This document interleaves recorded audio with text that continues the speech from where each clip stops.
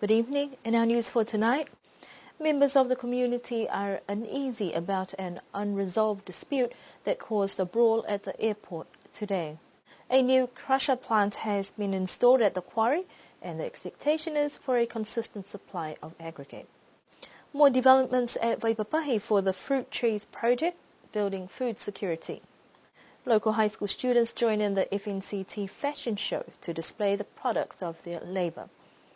Tuapa Uhomotu held their pre-show day activities with the women's craftwork displays and the Marine Day that returned with plenty of fish and great prizes for canoe fishermen. A brawl at the airport this morning has tainted the peaceful nature that Niue is well known for and left the community slightly uneasy. While visitors were checking in for today's flight, a fight between three women briefly halted operations at the airport. According to witnesses at the scene, the two parties involved were stall vendors at the airport, and this has been an ongoing dispute that has now boiled over into physical assault. They say the attack seemed unprovoked, and attempts by nearby vendors to stop the altercation did not do much to stop the two women from beating the other near the security section. Police officers present were not able to contain the fight, but personnel from the fire department and airport check-in staff were on hand to break up the fight that continued onto the road with verbal threats. This incident is not a good reflection for the island, especially in a public place, and the Niue Police Department is still investigating. They were unable to make a comment at this stage or indicate who was leading this investigation. A brand new crusher plant is being assembled at the quarry site in Alufi South at the moment. Wayne Harris-Dorr from the Civil Division told BCN that the new plant, valued at just under $800,000, will vastly improve Niue's ability to service a few projects, as well as maintaining our roads. This new plant has been a revelation to the local workforce, as usually projects like these arrive with its own group of consultants to work on. However, the plant is slowly taking shape without them, and that is something he said Niue should be proud of. We started this project probably about mid-last year. It's been funded by New Zealand Aid, which is fantastic. We really appreciate the support His Excellency Ross Ardern's given us. And by the time we got the tenders out, which was a process of international tender, the contract was awarded to a company in Auckland called Sandlands. And Sandlands have been producing, which is good. And one of the reasons we chose Sandlands was the New Zealand base, which means that in the future, if we require any parts, we can source them easily. We are very, very confident that we're going to produce some really high quality aggregates and byproducts that will suit everything we need in Niue. Well, we've got other machinery that we're going to replace. Obviously, once we bring in this brand new crushing plant, the company will look to upgrade things like excavators to take care of the production needs of the crusher. The next piece will be our batching plant, and that's due up next month. That's being manufactured as we speak. That's also been produced by Sandlands, and Sandlands again will come up and assemble our new batching plant, which is going to be high-tech, which means we can get aggregate mixes and pre-mixes designed to engineers' requirements. Niue has not had a fully operational crusher for a while now, and that has delayed a few projects being carried out, the main roads around the island included. There is also the resealing to be done at the airport runway, plus the wharf renovations and some building projects. Wayne Harris is also working on getting some more heavy machines to assist with the operation of the crusher, as well as getting a new batching plant for the concrete production. James Miliona Jackson, whose company built the crusher in New Zealand, is here to supervise the installation. Work has disrupted for the last couple of days as the heavy lifting machines are at the wharf working on the boat. Waipapahi Farm has had a major overhaul this year, and the development of a fruit orchard is progressing well. After months of planning, clearing and planting, it was open to the public for viewing last week. The two-day workshop that was held at Waipapahi Farm Nursery was well received by the local community, and the Department of Agriculture, Forestry and Fisheries have already implemented a plan to expand the operation into village communities and in the schools. It's about introducing the fruits to the community, subsistence farming for the families, but also eventually we do hope we'll be working with some of the more commercial growers to develop a small industry here supplying the tourist industry. And that's something that's, obviously from the FAO's point of view, it's very important in that we increase fruit production here and new varieties to assist the families, better the diet of the Niueans and that, have availability of more fruits that they don't have now.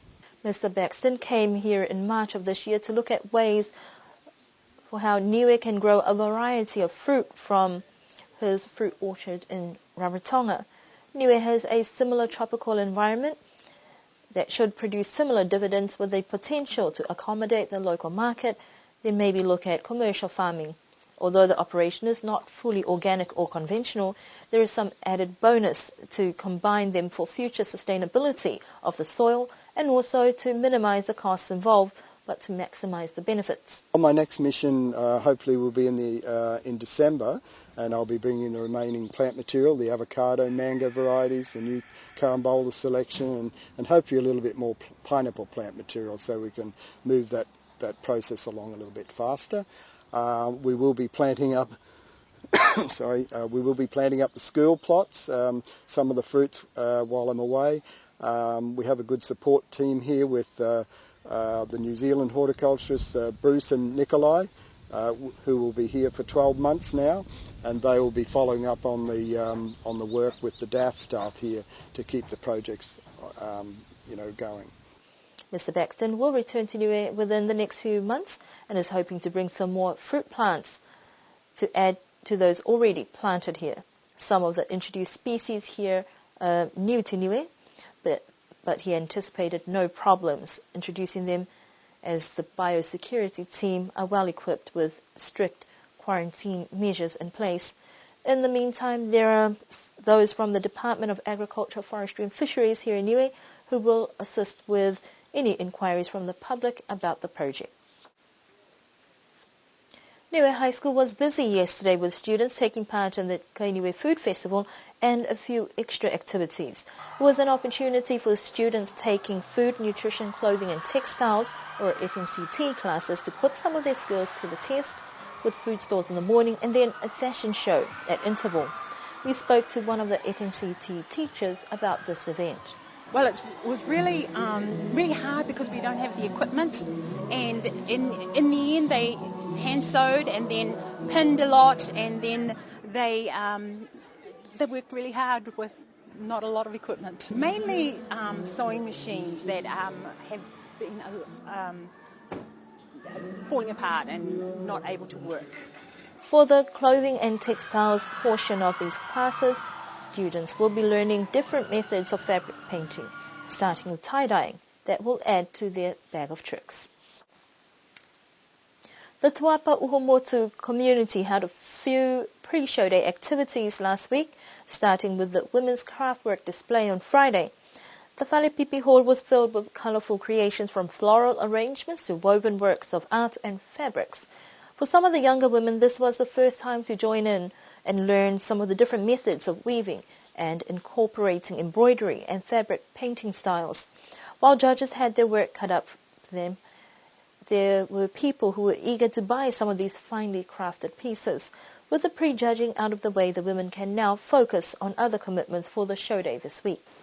And on Saturday, the half-day fishing competition, specifically for the wakas, attracted over 40 canoe fishermen who turned up ready to try their luck out in the ocean.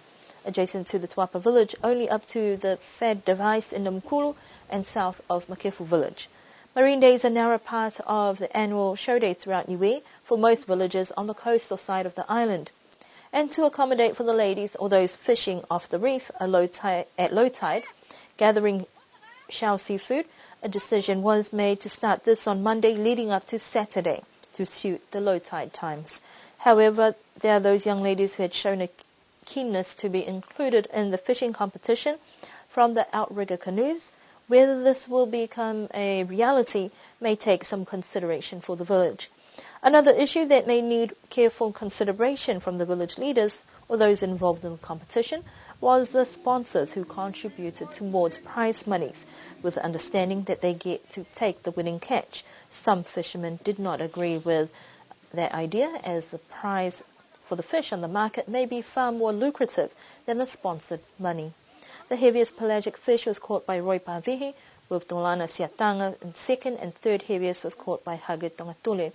Tukitalangi won the bottom fish category with the most catch, while Harris Ikitule won the single heaviest bottom fish category.